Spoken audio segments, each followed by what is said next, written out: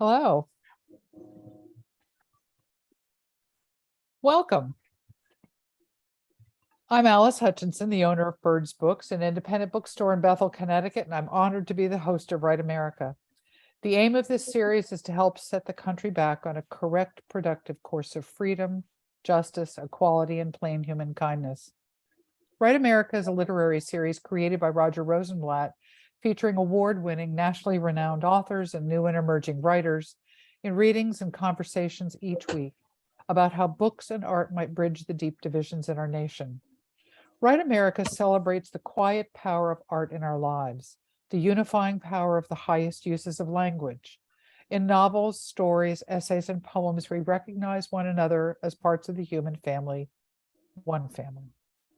Roger Rosenblatt, the creator of Write America, puts it this way: writing makes justice desirable, evil intelligible, grief endurable, and love possible. So with that, I welcome you, and please join us Monday evenings at this time as many of the most beloved and distinguished writers in the country read from their works and talk to each other and with you in an effort to bring us together. If you missed our last episode with Patricia McCormick and Genevieve Sly Crane, you can go to Birds Books Write America page and link to the episode easily. As most of you know, Write America will wrap up its 2-year run at the end of January 2023, and the recordings will reside on our Write America YouTube channel for you to watch at any time.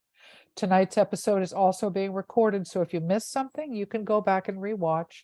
The link is right on the front page of our website. Tonight, we are hosting readings by and conversation with Emily Bernard and Robert Lopez. I will return at the end after the readings and discussion to bring your questions and comments to the authors. During the episode, please feel free to make comments or ask questions in the chat. We do ask that you remain muted, however. Our first speaker is Emily Bernard. Emily Bernard was born and grew up in Nashville, Tennessee, and received her PhD in American Studies from Yale University. She has been the recipient of grants from the Ford Foundation, the NEH, and the W.E.B. Du Bois Resident Fellowship at Harvard University. Her essays have been published in journals and anthology, among them The American Scholar, Best American Essays, and Best African American Essays.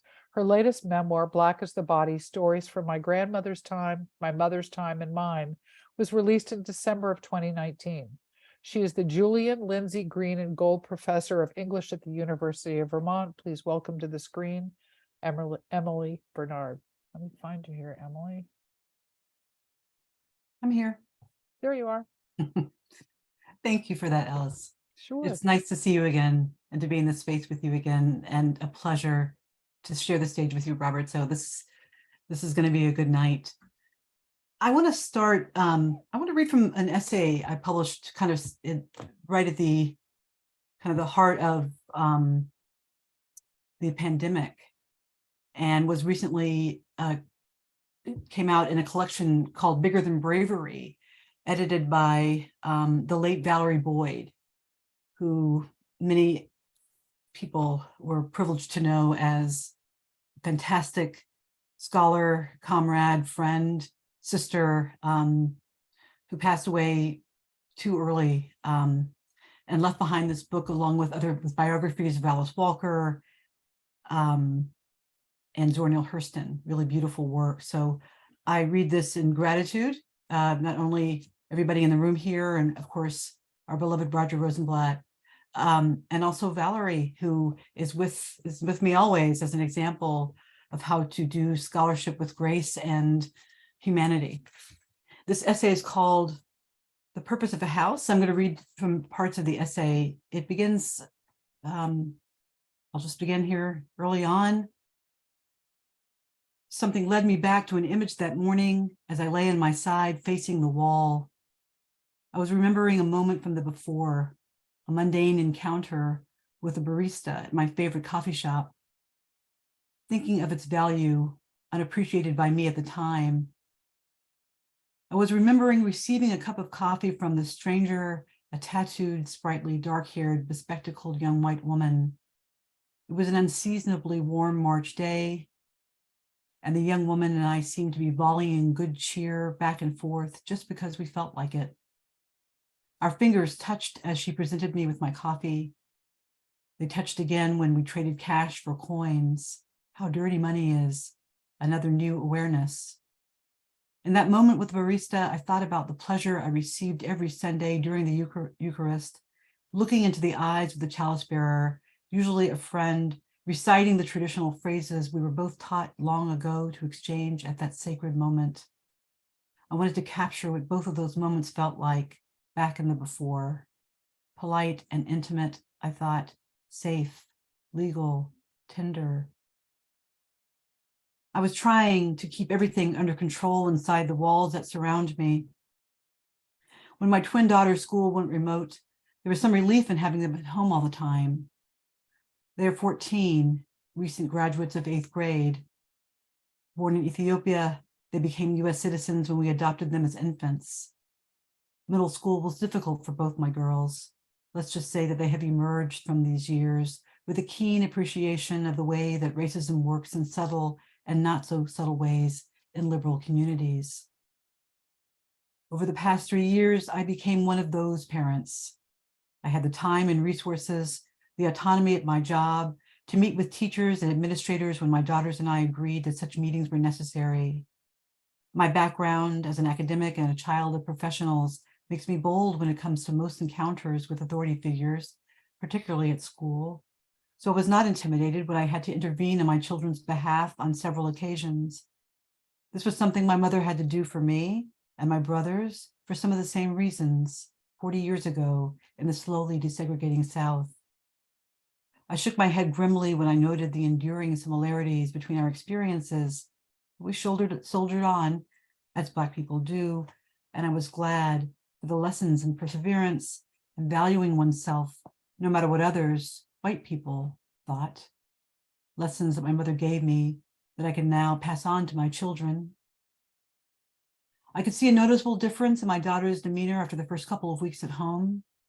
I read an article about how other Black children were thriving in remote learning, not having to deal with the race-related struggles that they endured at school. I thought this applied to my girls.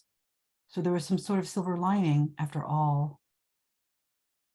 The purpose of a house is to keep the outside world out. Our contractor told us when we moved into our home 3 years ago.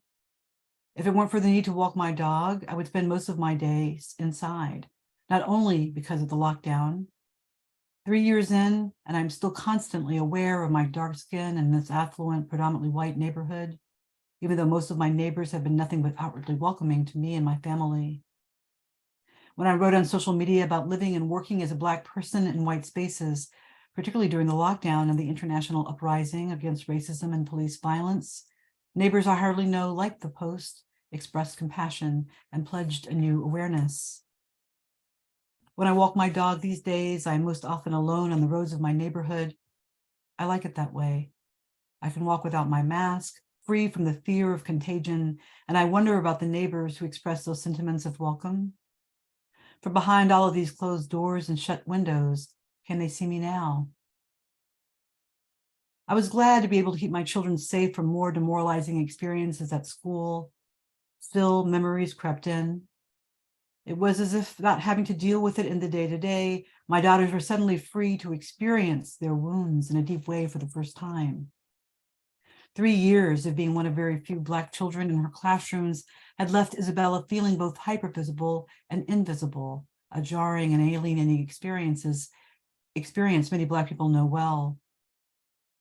Now that she was at home with her parents, she told me, even her guidance counselor's good wishes felt like an intrusion. I asked Isabella's teachers to leave her be. For Julia, I arranged a restorative justice session with a teacher who, after some education, had acknowledged the ways in which he had harmed her. When students made fun of her hair, he blamed her. When a group of boys mocked her for wearing a t-shirt that read, "The future is female," she felt that her teacher did not effectively stand up for her. Julia had thrived in spite of him, emerging as a leader and guiding discussions in his classroom about racism and sexism. My daughters were suffering from the echoes of their 3 years of middle school. Their days inside were still and peaceful. The memories were dynamic and vivid. Communication as a road to healing was something I believed in, something I knew I needed to model if I wanted them to believe in it too.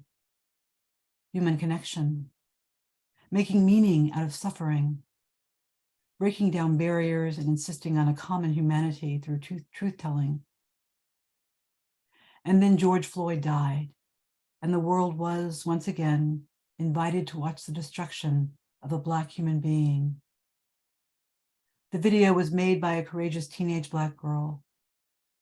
It was a triumphant, essential act, and one that will likely cost her for the rest of her life. I knew there were videos. I was glad there were videos. I would never watch a video of anyone's murder. We are all indebted to the courageous witnesses among us, yet no one should have been able to watch George Floyd die, except people who loved him and God. To know of the murders, to know of all the murders, to know that there are more than you even know about, so many kept hidden, so many human beings disappeared, to feel them, to let them in, and then the need to protect my children, not only for their sake, but for the sake of their family in Ethiopia, who entrusted them to us, to keep the badness of the outside world out and cultivate goodness inside these walls, decorated with a gallery of images meant to uphold and reinforce our family bond, to teach my girls compassion, to model for my community, to represent my people, to honor my ancestors, the prongs of faith and duty, two sides of a bridle. We held the restorative justice session for Julia over Zoom.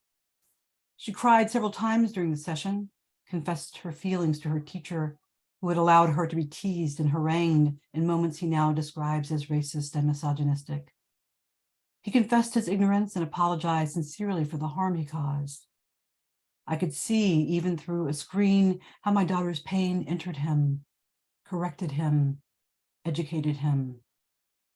This happened because he let it be so. But as small as he must have felt during the session, he still had all the power. He had to show up for Julia to heal, and show up. He did. The first time my daughter broke down, I reached out my hand to stroke her arm. We were sitting side by side at our desks, our shoulders less than 5 inches apart. She shrugged me up harshly. "I'm sorry for babying you," I wrote her on a piece of paper. She dropped her eyes momentarily from the screen to read it. "It's okay," she wrote back. There were long moments in the conversation between Julia and her teacher when she couldn't look at him. She could only look at me, her mother, whose touch she rebuffs. But I knew I was feeding her, that she was looking to me for some kind of nourishment, that I must keep my face still and open, be her mirror, her port, her light. I knew this in my bones, throughout my body. I kept my hands to myself and fed her. My husband, who was white, was at home, present as always, but I felt this was a Black mother's fight. "It's not fair," Julia said, staring at me. "It's not fair," I repeated, holding her gaze. It was only when she got what she needed from my eyes that she turned back to look at her teacher in the face, their images mere inches apart. My house is sturdy for the most part. I dream of more renovations, of making it better, stronger, safer, and more beautiful for my children, my team. But I can't keep them safe. I can't keep the outside world out. All of my efforts are violated by phones and screens and the truth of Black American life itself. A few days after she told me she watched the murders, Isabella showed me a video of a Black girl with braids and deep brown skin, just like hers, telling her father that she might be killed for the color of her skin. "I'm sorry," her father says, taking her into his arms. "See," my daughter said. He couldn't say no. She kept the screen facing me, daring me to contradict the girl or the father.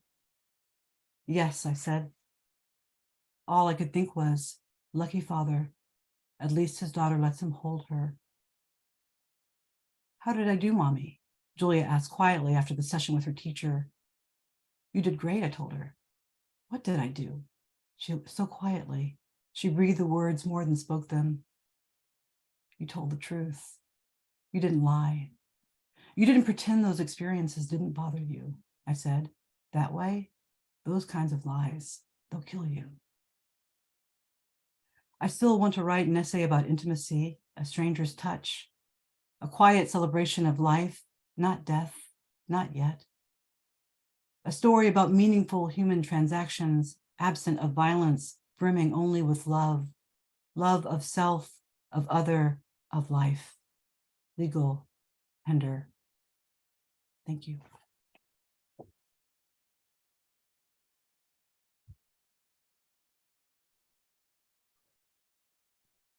Oops, unmute myself. Thank you. Our next speaker is Robert Lopez. Robert Lopez is the author of 3 novels, Part of the World, Canby Bologna, Canby Bolongo Mean River, named one of 25 most important books of the decade by HTML, Giant, All Back Full, and 2-story collections, Asunder and Good People. A new book, A Better Class of People, was published in March of this year. His fiction, nonfiction, and poetry has appeared in dozens of publications, including Bomb, the Threepenny Review, Vice Magazine, New England Review, The Sun, and the Norton Anthology of Sudden Fiction Latino. He teaches at Pratt Institute and Stony Brook University. He lives in Brooklyn, New York. Please welcome to the screen, Robert Lopez. Let me find you here. There you are, Robert. Thank you, Alice, for hosting. And it's a real pleasure to share words and sentences with Emily. That was amazing. Thanks also to Roger for putting together Write America. I'm going to read 2 things. A short piece of fiction after getting solicited by a renegade upstart and for their online journal. And then I'll read a bit from a book coming out in March. So this might be called Tax Returns. It was yesterday when they shot him outside his home. It was still dark out and it was raining and all the neighbors were getting ready for work and they shot him in front of everybody. They'd followed him all night from the restaurant to the bar, to the skating rink, to the hotel, and then back home. This is when they ambushed him. They rushed out of their car when they saw him emerge from his limousine and shot him 12 times in the back. It was now morning and it was still dark and the rain made the sidewalk slick and dangerous and 2 people slipped and fell and injured themselves. But this was before they shot him. So no one remembers that 2 people got hurt that morning by falling on the sidewalk. It was 100 years ago when they shot him yesterday outside his home in New York City. People were getting ready for work as it was a work day. And this one had a meeting and that one had a presentation and this other one had a route and that other one had a double shift at the plant, but it was going to be time and a half. It was outside his building. It was early. This is the same building where all the neighbors lived and where 2 of them fell on the sidewalk because it was raining. One of them wound up in the same hospital they later brought him to after he was shot. This one, the one who wound up in the same hospital, he needed 4 stitches for the gash on his forehead. The scar was something this one would talk about for the rest of his life, always in relation to how it was the same morning of the shooting. All of the neighbors are decent people who work honest jobs. Almost every neighbor files a tax return, though some take extensions and others forget altogether. And a year or 2 later, they are audited. And it's a disaster as they don't keep records or receipts and no one knows what to do about it. Some of the neighbors have tuberculosis and others have shingles or scurvy or rickets, and still others suffer from all manner of troubling ailments and afflictions. But the 2 people who fell that morning are fine now. It was early in the morning and in front of all the neighbors when they shot him outside in the rain. One of the neighbors was a woman named Benjamin. Everyone thought it strange that there was a woman named Benjamin and that she worked for the railroad. And if she wasn't famous for her paella, then she was famous for knitting Afghans and that she coughed all the time. When people talked about Benjamin, they talked about her paella and her Afghans and that her name was Benjamin and that she coughed all the time. Benjamin was also the one who called for the ambulance after the shooting. And she was the one who was interviewed on television about what she saw, which was everything. She saw the ambush and the shooting and how he crumpled and staggered and fell to the ground. I wasn't the one who shot him, and I wasn't the one who slipped and fell on the sidewalk. I wasn't the one who shot him yesterday outside his home in New York City, and I wasn't the one who got audited a year later after failing to file a tax return. But it was me who shot him. I'm not saying I was the one who shot him yesterday outside his home, but it was me who shot him 100 years ago. It was in the evening time, or it was early morning because it was dark out. All the neighbors were outside eating paella in the rain or getting ready for work or falling down on the sidewalk. It was all of us who shot him yesterday outside his home in New York City 100 years ago. It was every person that ever lived that shot him. There are sick people living in this building. I've never met a woman named Benjamin, but my grandmother knitted Afghans. And there's a photograph of me as an infant in which I appear to be asleep with one draped all over me. Okay, so there was that. And I'll finish up by reading from this book, Dispatches from Puerto Nowhere, which is coming out in March.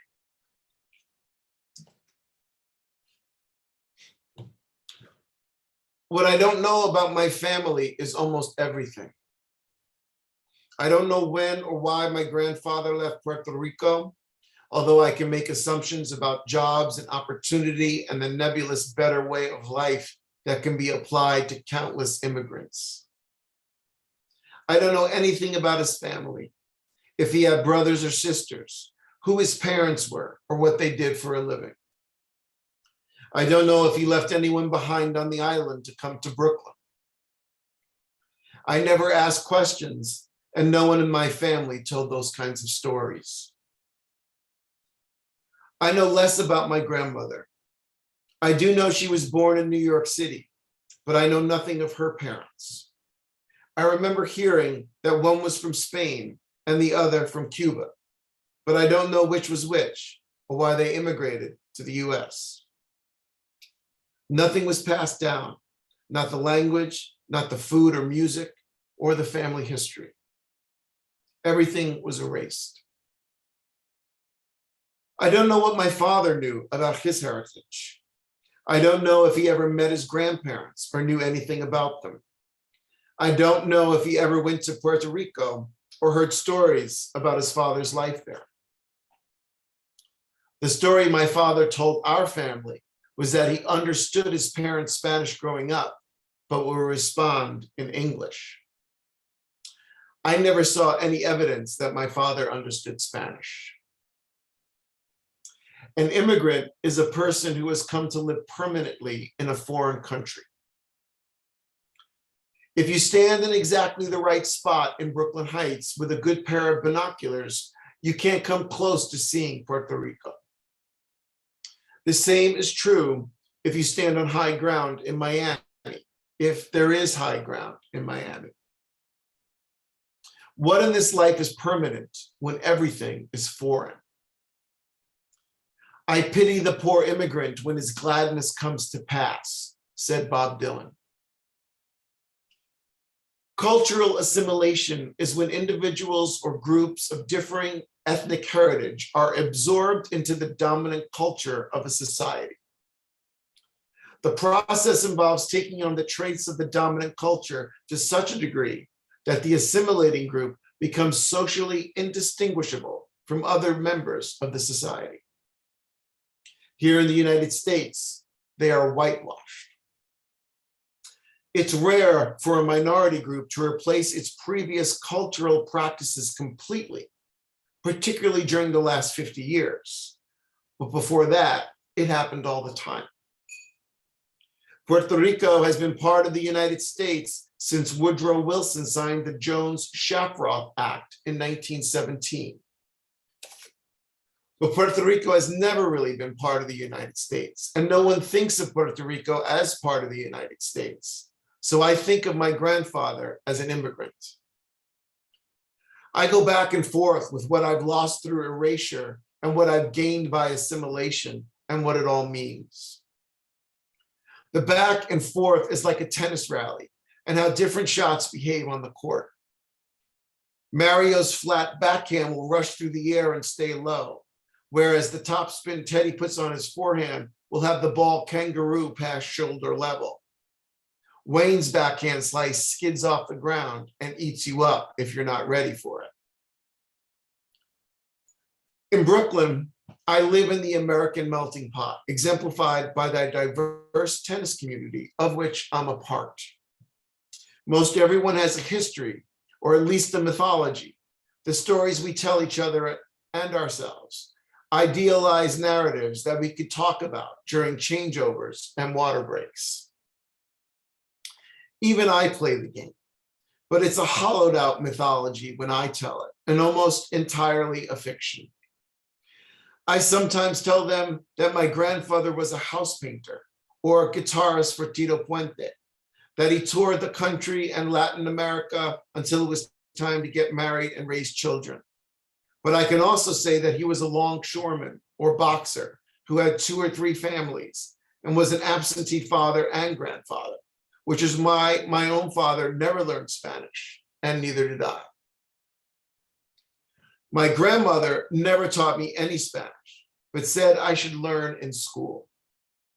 The example she provided to underscore the importance of learning Spanish had to do with her experience riding a subway and overhearing 2 men planning some sort of crime. She found a cop on the platform and ratted the would-be criminals out. And this was why I should learn the language. My grandmother was earnest in this advice. There was no other reason to learn or speak Spanish. Okay, and I'll stop right there.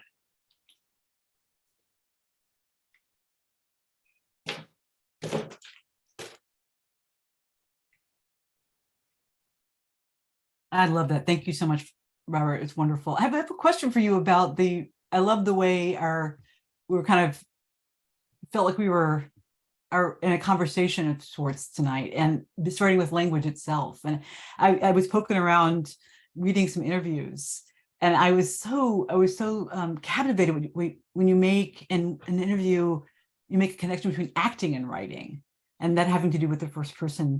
Do you mind talking about that for a bit? Oh, sure. Thank you, Emily. I always think of particularly writing fiction, but now that I've scribbled some nonfiction too, I think of it as a performance, as a mask to put on, and to do things and say things on the page that I wouldn't dare say in a social situation or in a classroom. And that performative aspect of it is something that I enjoy, and I try to encourage my students to risk emotion and language in equal measure, and look at it like it's a performance, as though you are an actor playing a part, and try to hook into whatever voice is coming in from the ether, and project that onto the page. I'm so curious. I actually believe very much the same. Mm-hmm. And I'm curious about the moment when you had that insight and what changed for you once you realized that about your work and the voice. I think at some point, I really allowed language to dictate where any particular narrative would go. And it's largely due to the constraint that I have absolutely no imagination whatsoever.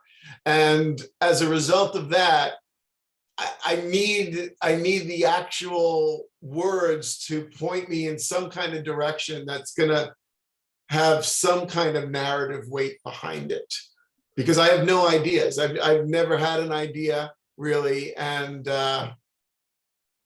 yeah, I need the language to go somewhere interesting there, and there I find what might pass for a story.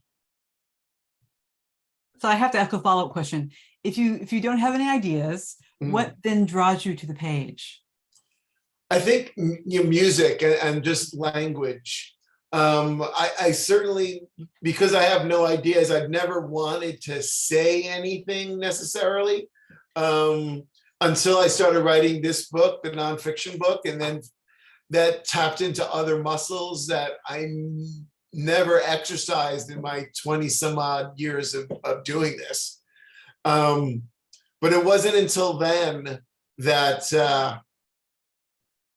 that ideas or something beyond the music of language motivated me to work on a piece of writing. Yeah. What about, like, what I loved about your essay was how voicey and personal it was, and what I try to tell students and is, one way to look at a personal essay is to examine one's own, search for whatever meaning we're looking for, and marry that with something beyond ourselves, within and without. So I'm curious, how do you balance going within and without when you're working? And do you try to give it equal time, or do you say, point the camera in one direction or another purposefully? I'm taking in all the things you said and wondering about that piece. And I think I like what you said with voicing. I think it's one of the voicier things, and I don't know how I feel about it. And maybe it's back to what you were talking about. It's, sometimes you've executed something and you've been consistent, you've composed the self, there's a full self on the page. Not sure how I feel about the self, but it's real, and the heart is beating and the blood is pumping, and so it's alive. And that piece I was trying to capture, I was trying to capture something very immediate, something closer to self, to a certain kind of real voice, which was strange because even when I was reading it, I thought, how strange. It's very personal, and yet it feels foreign, because I feel sometimes, and something I also really wanted to ask about shape in your work. I think a lot about shape, and I think sometimes that's what I'm most interested in, even over content.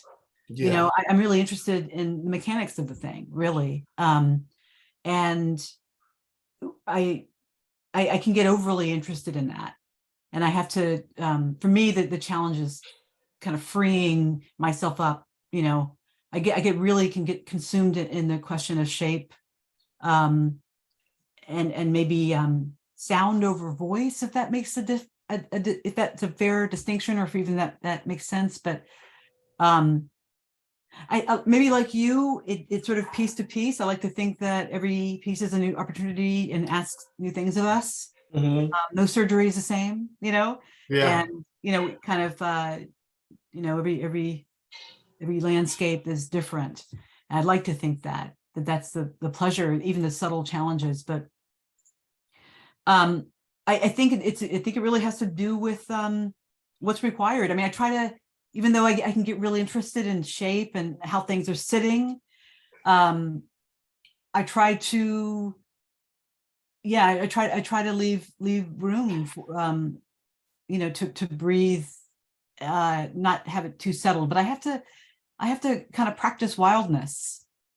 I have to practice it, because if I left to my own devices, I'll get really interested in the grout, as opposed to the whole thing. I'll get interested in the little things. that reminds me of a story I heard, and I don't know if it's true or if it's apocryphal or if it's, but the physicist Oppenheimer, right? When they were working on the Manhattan Project, and they were about to conduct a test, or set off the bomb and see what would happen. They had to scrap it because it started raining, and all of the physicists were totally dejected because they wanted to know if the work they've been doing, was going to bear some fruit. Horrible fruit in this case, but even still. But apparently Oppenheimer got down in the mud because the rain had unearthed this shallow pool of frogs, and he was fascinated with the frogs, and he just like honed in on them. Everybody else is crushed because they have to wait to find out if what they did is going to work, but he's into the frogs. And yeah, I like see what life presents, and if you're interested and moved in that direction, then that's where you should be focused. Mm-hmm. Yeah. Do you feel more at home? Do you have a home genre, a go-to, where you feel your truest self? I suppose the performative aspect of fiction writing. I mean, I've got 6 books of fiction, and this nonfiction book is the first nonfiction. So I suppose that's where my home has been. Mm-hmm. But the nonfiction totally got under my skin, and I could definitely see residing there for quite a while. What surprised you about writing nonfiction? It surprised me how creative I could be with it. So there's a real mixture of reportage in here, but there's also my grandfather died when I was 16, and I knew him, but I didn't really know him. And so throughout the book, there is a fictional, like, side alternate, perhaps, history of what his life may have been like, both in Puerto Rico and here in New York City. So being able to do that kind of thing in the scope of a nonfiction book that had the subtitle is An American Story of Assimilation and Erasure. So there's, heavy cultural stuff in here, but I was able to screw it up in such a way that I, make myself laugh a little bit and try to have as much fun with it as possible. That's what I love about the work you read earlier. It was very funny. Yeah. Is there something, do you feel that the nonfiction was inevitable? Was it always going to happen? Well, yeah, probably. And I think one of the reasons is something that you touched on earlier, that like each new piece is an opportunity to try something, to stretch. And, a friend of mine quoted, I can't remember who this person is, but like you get bored of your own tricks at some point. Yeah. And, try to finding new ways to work and new ways to use language. It probably was inevitable for me to work on nonfiction, and I'm glad I found it, because it was a new challenge that made it feel fresh and new, instead of, I've done this, a million times before. Yeah. Are you working on anything? What you read tonight, and now it appears in an anthology, might this be the beginning of a new book? I'm right now, I'm really interested in biography. And I'm working on a book. It's sort of a series of biographies of Black women. And the general idea is the unsung, kind of what Alice was talking to us about earlier. I'm interested in women whose lives have taken interesting turns, and whose life stories don't conform to conventional American narratives that start, I had nothing and now I'm rich, Right. What happens when you hit the bump of the road, and what do you make out of it? But I think I'm just really so interested in how people tell stories of their lives. I think mean, the older I get, it's all in the story, and Yeah. it's just everywhere you turn. So I'm really interested in just pursuing that for a while in this book and elsewhere. Just back to the question of shape, what stories stay with us and why. I think I'm going to be on this for a while. I think they have a lot of questions. Right. So I'm going to see where that goes. I did it doing interviews, and I did one. I met a woman here in Vermont who had lived in Vermont for over 50 years, a Black woman, and she was my friend. And she died recently. And we were working on this project to the very end, she knew we didn't have a lot of time left. And it just, urgency is a word I wanted to hear you talk about. And I loved it reading the interviews, because I think about that now and asking all the time, what is this time for? Right. What does it mean for us what do we owe this new world? What do we, how do we move, as human beings and against this new landscape? And what do our stories do? I guess it's a project of Right America, really. How are we all going to try to heal these divides and assuage whatever loneliness we can? So I've been thinking a lot about this, but so that question of urgency, I love seeing it come up in interviews, and so it has real meaning for you.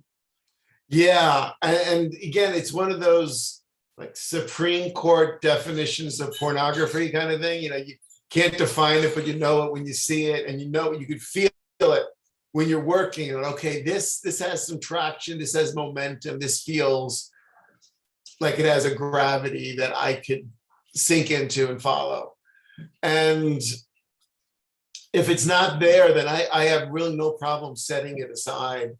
And maybe there'll be something in that piece I could salvage later when I could find an urgent way into it. But for me, everything begins and ends with an urgency that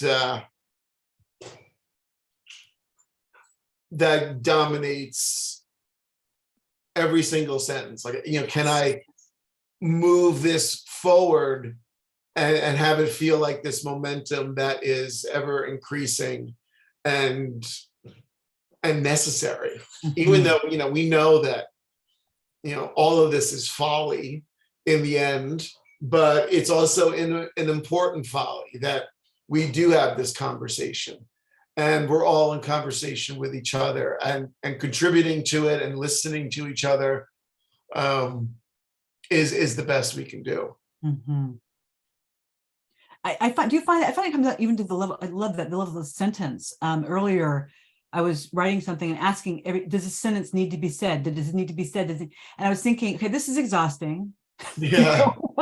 But also, I like you, I felt a fire under me. I didn't want to commit any word to even on a draft. If I didn't, do you mean that? Do you mean that comma? Yep. Yeah. Oh God. Yeah. The comments. You feel that then, that urgency to that. Absolutely. Yeah. Like one of your sentences that took my breath away was when you mentioned George Floyd, that nobody should watch somebody die other than family and God. Like that, the coda of God in that sentence was, it was just power. It was everything that I want in a sense. Wow. Surprising, musical, the syntax of like putting God at the end of that sentence. It was just brilliant. And so yeah, that's what I'm always on the lookout for. Is that, can I just tell you about that very thing? I some of them are afraid to. It feels like I'm summoning something. I'm thinking, am I ready to say these? And I'm ready to put it here. Thank you for saying it, because now I realize, one, that I'm afraid to read the thing I wrote and why. Right. So thank you for naming that. Of course, my pleasure. Yeah. Yeah. Really great. Cool. So should we, I see we're kind of coming up on 3/4 into the hour. Should we, Alice, do you have anything? It's question time. Okay. There's a couple in the chat that I want to make sure are on the radar. Sushita asked, I wonder if shape drives content or vice versa for Emily. It also drives the question of her writing. It also drives at the question of her writing process. That's something that she asked me to ask you.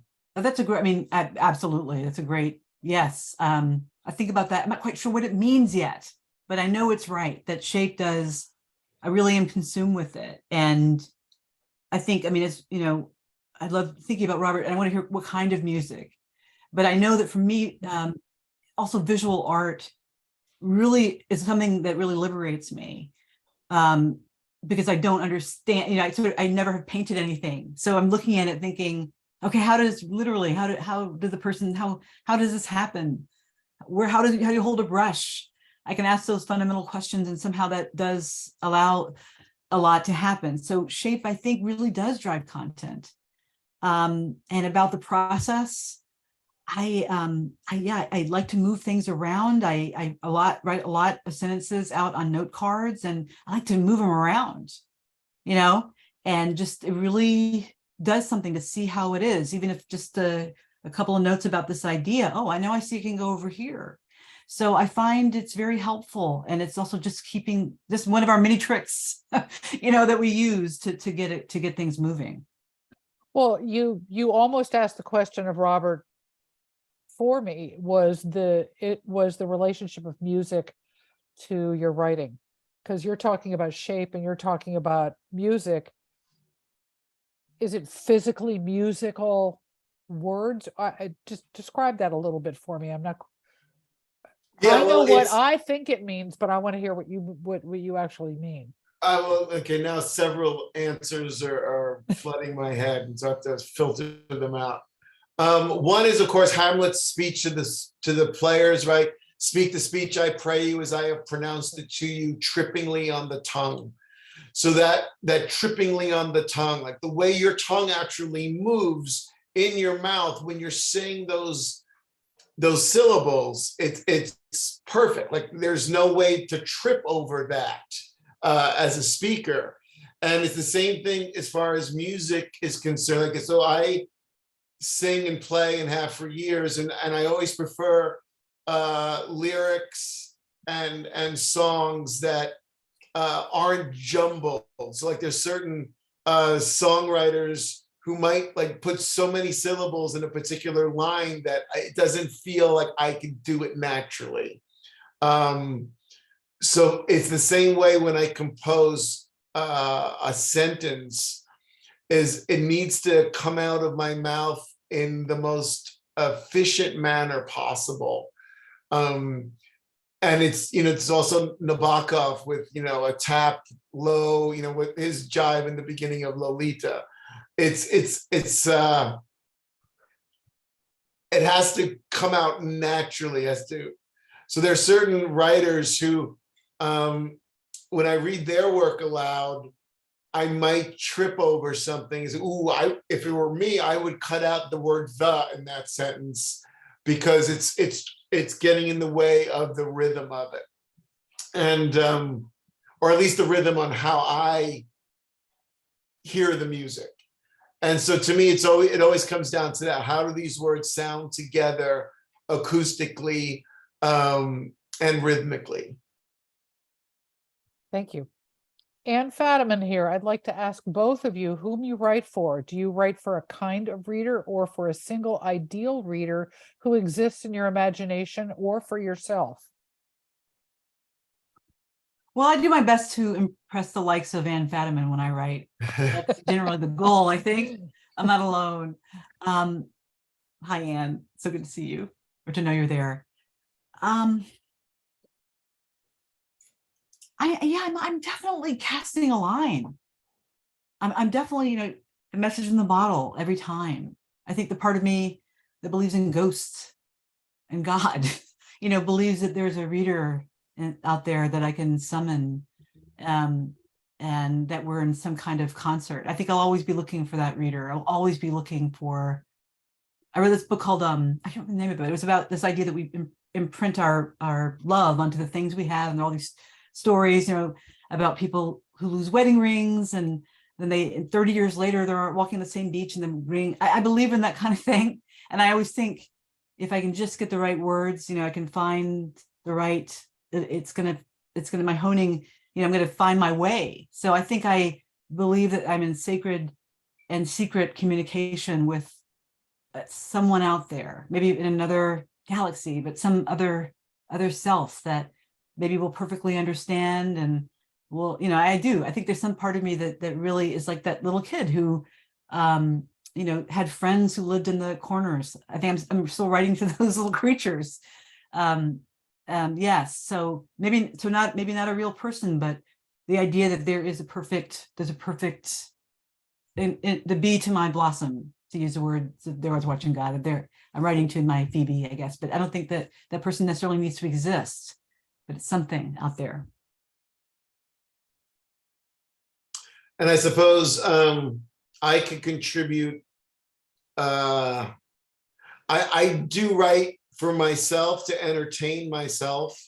And I figure if I could do it, then there might be, anywhere between 11 and 38 people out there in the world who would agree and would be likewise entertained.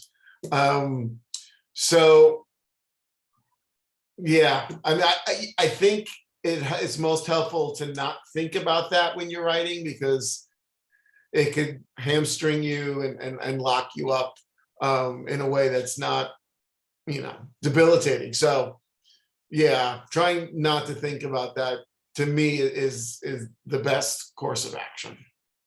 So what comes first, plot or character? I quote Lori Moore, who said plots are for dead people. I wouldn't know a plot if you if you hit me over the head with one. So it's voice. So it's not even character, because I think character is an illusion that the reader comes up with based on the words on the page. So to me, there's no such thing as character. The character is the work of the reader.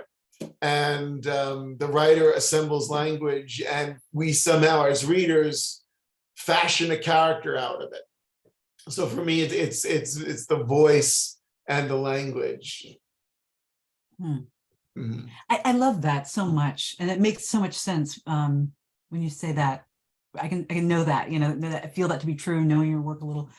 I think for me, I am looking for a story, always. Mm-hmm. And there's part of me that believes there's a story there, and the thing that is bothering me is that I don't yet understand the story. So that's what I'm bothered by something, and so an image bothers me or sticks with me. Something is odd there. What is it?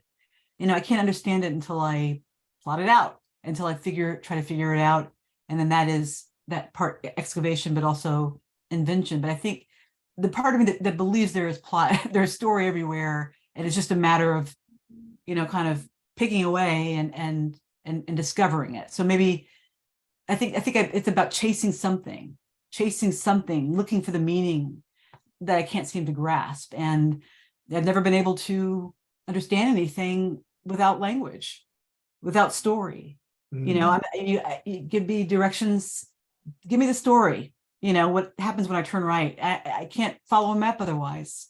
So I think that there's part of me is always chasing, believing that there's some stable, even though I know there's no stable anything. There's part of me, I think that the part that writes thinks that there is order, and I just have to uncover it.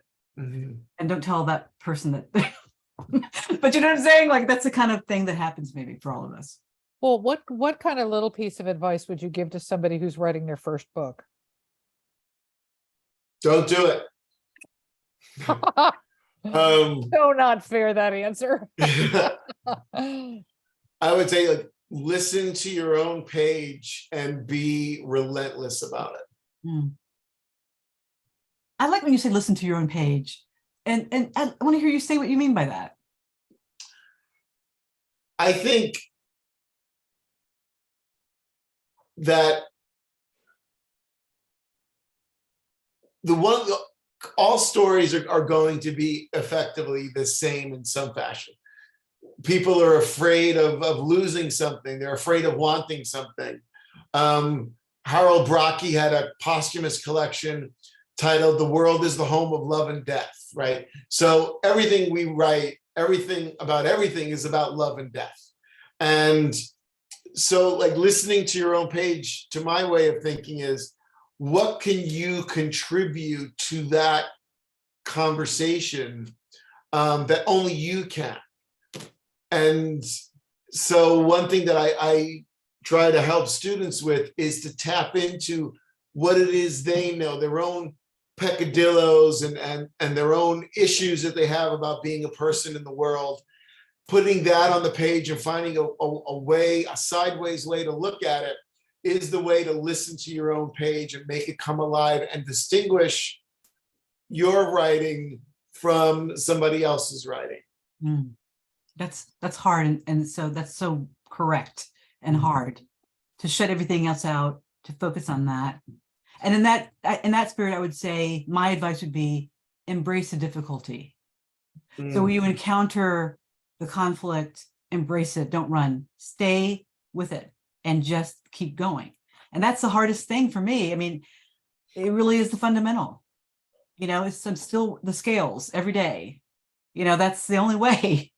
That is the only way. Practice your scales, stay with it. You hit a tough note and you just keep moving with it. And that is part of the story. And that is the hardest lesson and the simplest lesson at the same time, as we all know. Now, do either or both of you have a new or emerging author that you know about that you think we ought to know about? Well, Alice, now that you happen to mention it, I am crazy about this book called The Breaks by Julietta Singh. It's Coffee House Press. I just love it. I really like it. And now that I've got you on the line, I'm also quite fond of this book, Multiply Divide by Wendy S. Walters. It's really fantastic. I mean, this was breathtaking. Oh, okay. So for me, I'm writing while you're talking. Go ahead. I've got a book here called Lech by Sarah Lippman. She writes sentences that totally jump off the page and they're electric. So this is one book I'm recommending. And then a book for the future, a good friend who I met when I was her thesis advisor at Columbia for the MFA program there. She just sold her first book to Simon Schuster, and it should be coming out maybe in 2024. And if you can't wait that long to hear from her, she is the producer of an award-winning documentary that's currently playing on Netflix right now called Descendant. And it concerns the last slave ship that was brought to America and the people who were brought there in Virginia, and how there's a community in Virginia that could track their ancestry to these descendants. And it's an extraordinary story. It's great. Yeah, so you've seen it. Great. Yes, I'm glad to hear it. So her name is Essie Chambers, and she's a producer of Descendant, and her novel should be coming out within maybe 2 years. I'll So look for it. yeah. Thank you all. That's great. I mean, I obviously am writing them down, so I have a vested interest. Indeed, I'm glad to hear it. Do either of you have a favorite author? Some people love that question. Some people go, nah. So it's not homework, folks. If you have one that just springs to mind, let me know. Well, I want to use the opportunity to promote another writer. I don't think it gets enough attention, is Gerald Walker. His book, How to Make a Slave, is just contains some, talk about some brilliant sentences.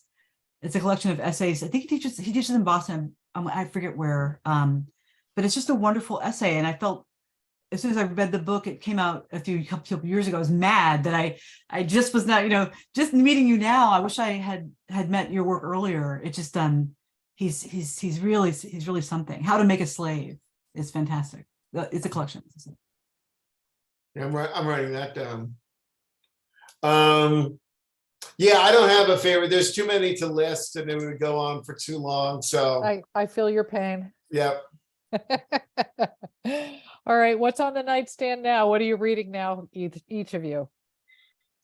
For me, it's just, it's all student work now all the time. End of the semester stuff? Yeah, so yeah, I don't have a book that I'm currently working through, but hopefully soon. Okay. I have a large desk here. There are too many books Oh, on it. that I'm book, just now reading this, and it is so readable. I mean, I really thought it was going to be. it's an astonishing book, and it goes, it is fantastic. not, it has stayed on the bestseller list for a very Yes. long time. Why I'm don't you learning a read the lot. title so that everybody else Oh, can sorry. read what it is? No, that's It's all The right. Body Your body Keeps keeps the Score. score. Isn't it? Oh, Katrina Huffman, who's hello, darling. She says it's wonderful. And actually, this writer is going to be speaking, I think, through Aspen Words is going to be speaking. But I'm just loving the story. I'm learning so much, and that's such a fun thing to do. Have both things.